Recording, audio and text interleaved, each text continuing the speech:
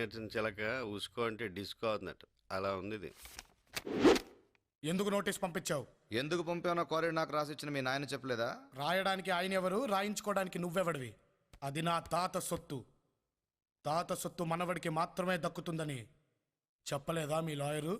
అంటే సెక్షన్ 136 ప్రకారం. లాయరు, నల్ల కోటేసుకున్న వాడికి నాలుక చాలా అవసరం.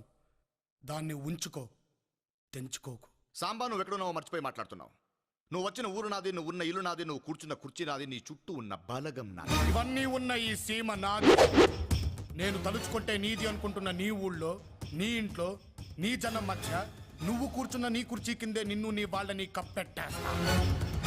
నోటీసులు గేటిస్లు అంటూ పిచ్చి పిచ్చి వేషాలు లేకుండా బుద్ధిగా బతుకు, లేకపోతే బూడిదైపోతావు. వస్తా.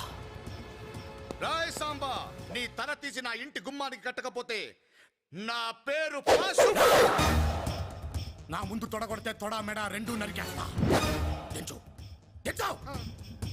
పద్ధతి మార్చుకోమని ఒక్కసారి చెప్పా, రెండోసారి చెప్తున్నా, మూడోసారి చెప్పను, చంపేస్తా.